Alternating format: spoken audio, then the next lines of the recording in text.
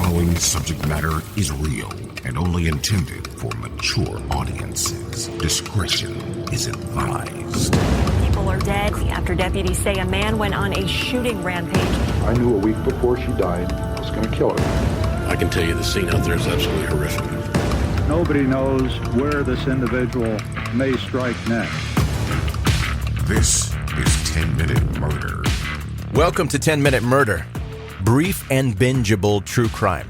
My name is Joe, I'm the host, and thank you for joining today. If you're brand new to this podcast, I really appreciate you deciding to listen today, and I hope by the end of it you'll become a subscriber. Take a look at where you're listening right now. Even if you are not a new listener, but take a look at where you're listening right now. Find the subscribe button. And I realize that not all places where you can listen say subscribe, but it's something along that line. Subscribe, collect, follow, or in some cases, just a little plus button. You can figure it out. I believe in you. And when you subscribe to this podcast, you'll get every episode as soon as it comes out. And you won't miss any in the future. You don't have to go searching for 10-Minute Murder every time you think I might have released an episode because it'll come to you automatically. And lastly, before we get started, make sure you are following 10-Minute Murder on social media. Links for that are in the show notes of this episode. Facebook, Instagram, and Twitter. You can follow along there. And that's where I post visuals that go along with the episodes. It's usually nothing gross and graphic, but it's faces to the people that you're hearing about, maybe locations as well. So Facebook, Instagram, just type in 10-Minute Murder and it'll pop right up, or click the link in the show notes of this episode. Now the story today, it's going to be one that if you're into fashion, you probably know a pretty good bit about. But even if you aren't, even if you're that person that wears those weird rubber shoes that look like feet, I don't know what the story with those are, why people thought that was a good idea. But my point is, you don't even have to be into fashion. You could be oblivious to what good fashion is, and this is still going to be an interesting story for you to hear about. And by the way, if you are that person that wears those shoes that looks like a rubber glove, but it's not a rubber glove, it's a shoe, if you're that person, just know that your family is a little bit embarrassed of you. Okay, let's get to today's story. On July 17th, 1997, the murder of Gianni Versace rocked the fashion world. The investigation into what happened would uncover a killer who thrived on attention and luxury. It took the police less than 3 hours to figure out who the person responsible was, as by the time of the fashion mogul's death, the shooter was already hunted for the murders of 4 others. But what was the connection between Versace and 27-year-old Andrew Cunanan, and what propelled him into a murderous rampage?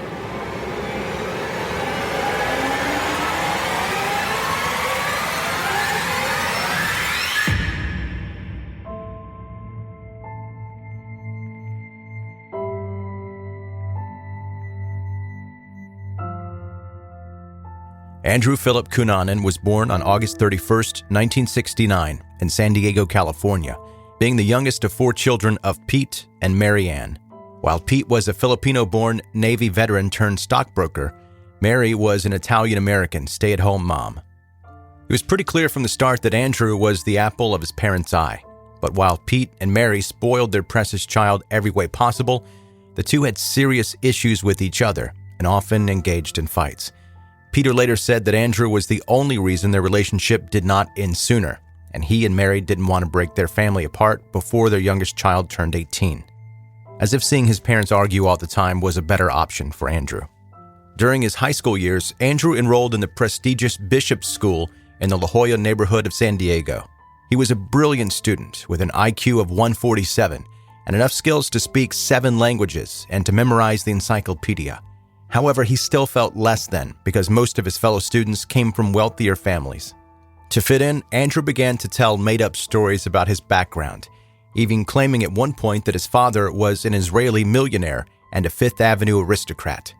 This, of course, was not true at all. Pretty much the opposite.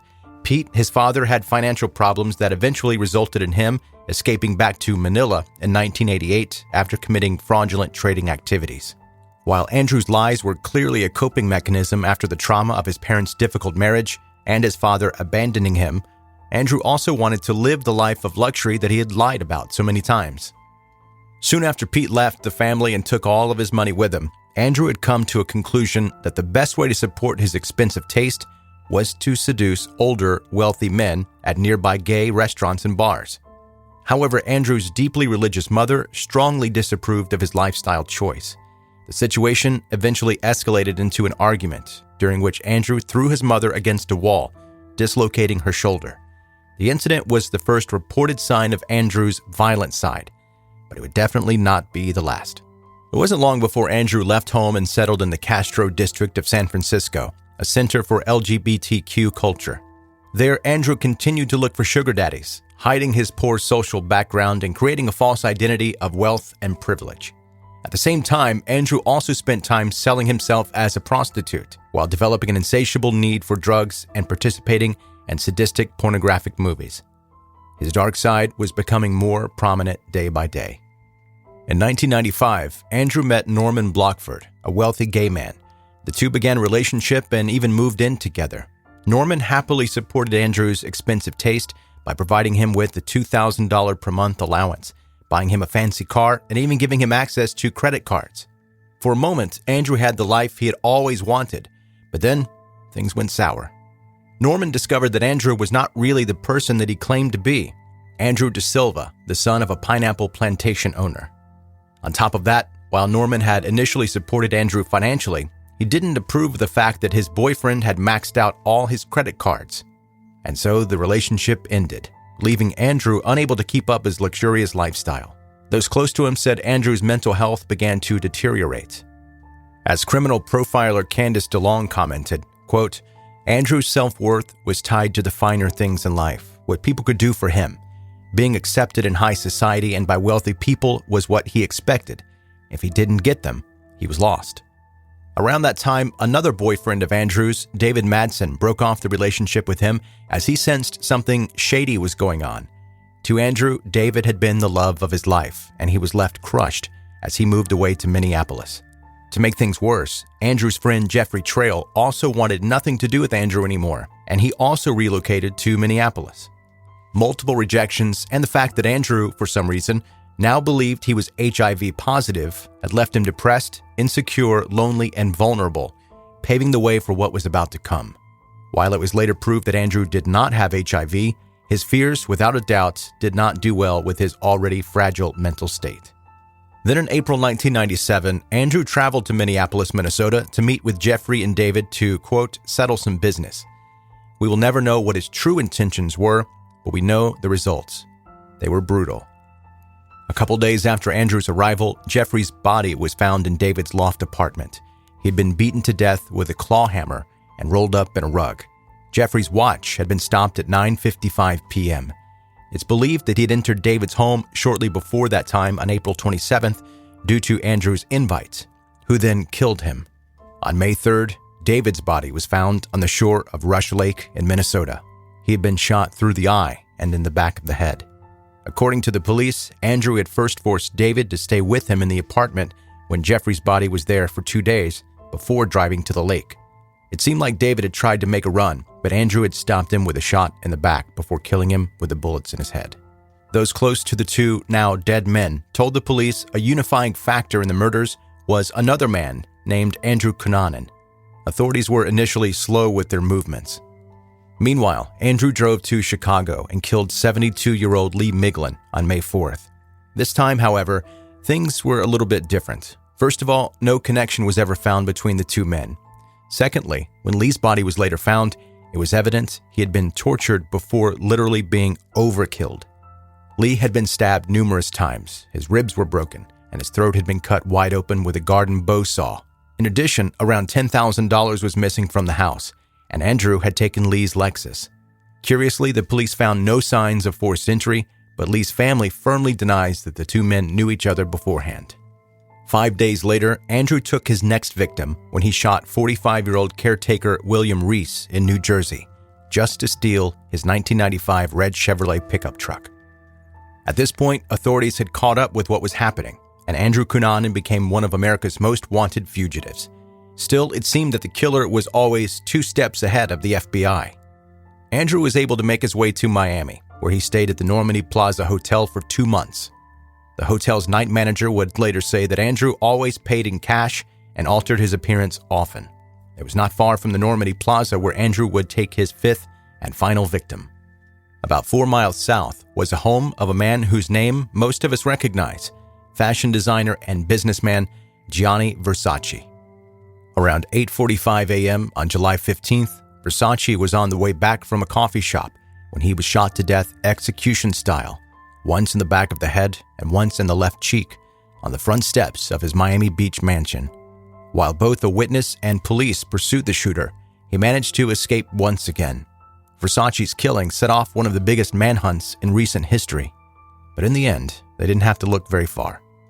Andrew was found a week later, on July 23rd, on an unoccupied houseboat anchored off Collins Avenue, less than 3 miles north of Versace's mansion.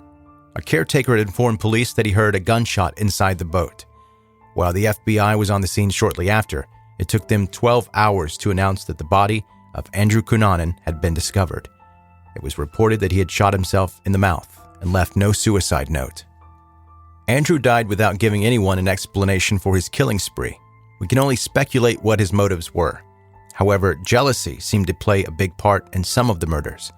He had been rejected by both Jeffrey and David, who were both successful professionals, while Andrew didn't have a career at all. Versace was also a very successful rich gay man. Andrew had actually often bragged about meeting Versace once at Colossus, a San Francisco nightclub in 1990, using the fashion designer's name to his advantage in his social circles. To Andrew, Versace represented everything he wanted to be. Some believe Andrew might have killed the fashion icon just to make himself infamous and basically immortal, just like his idol. And in the end, that's exactly what happened. Whatever his motives actually were, Andrew Cunanan will always be remembered as the man who killed Versace.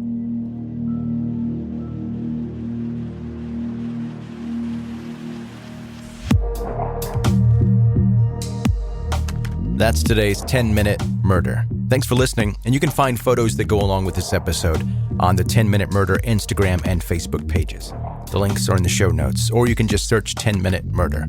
If you have friends, that's real cool. I'm happy for you, but make sure you let them know about 10-Minute Murder. Thanks for listening. Be safe, and have a good night.